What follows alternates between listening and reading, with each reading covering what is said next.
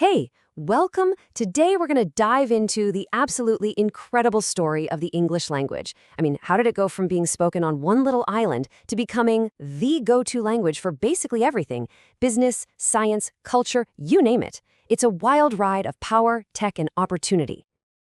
So that's the big question, right? Out of all the thousands of languages on Earth, how did this one language basically conquer the world? It's a really fascinating puzzle, and today we're going to put all the pieces together. Let's get into it. To really understand this, we have to go way, way back. Because, and you might not believe this, English started out as a massive underdog. Seriously, its rise to the top was anything but a sure thing. Just look at this contrast. It's staggering. 1,500 years ago, English was just some local dialect on a small island. And now, it's this global giant spoken or learned by billions. That journey, from that tiny island to pretty much every corner of the planet, that's the story we're exploring.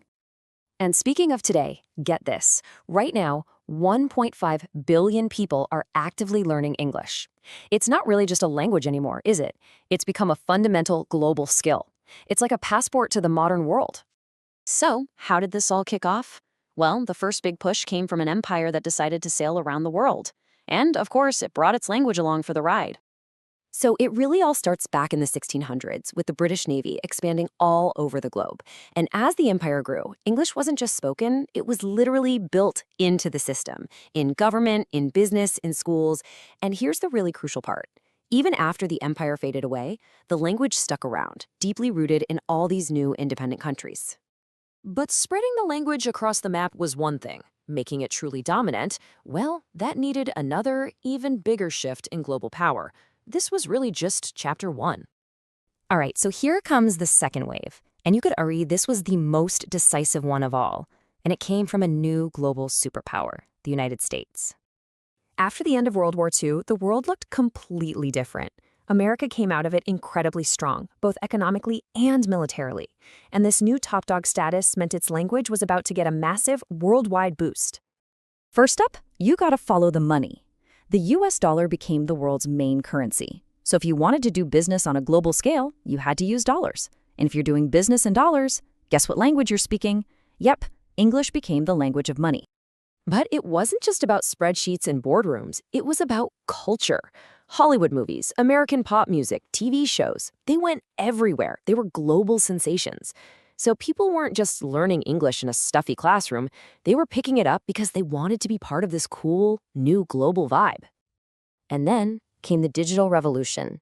The internet was basically built in English, mostly by American tech giants. Think about it. Over half of the entire internet is in English. It just became the default language for tech, for coding, for pretty much all the information you could find online. Okay, so that's the history. But how does all that affect us? Right here, right now. Well, it's not just history anymore. This whole story is now living in the palm of your hand. We all live in this digital world, right? This huge global network of information and social media. And the simple fact is, it runs mostly on English. And that has a direct impact on our day-to-day lives.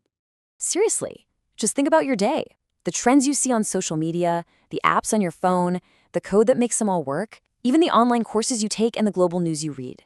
So much of it originates in, or at least runs on, English. Your digital life is, in so many ways, an English language life. So what's the big takeaway here? What does all this mean for you? It means that understanding this story is actually the key to unlocking a world of real, practical, even life-changing opportunities. There's this saying that goes, English is not just a language, it's a global skill. And because of all the history we just talked about, that's exactly what it's become. It's a tool that opens doors in this super connected world we live in. So what does that skill, that passport, really get you? Well, it means access to better jobs with international companies. It means you can travel almost anywhere and communicate with confidence. It unlocks a universe of knowledge online. And maybe most important of all, it gives you the power to connect with people and cultures all over the globe. So there you have it. We've seen how this one small language became a global superpower, riding these huge waves of empire, money, culture, and technology. You know the story now. So the only question left is, what chapter are you going to write in it?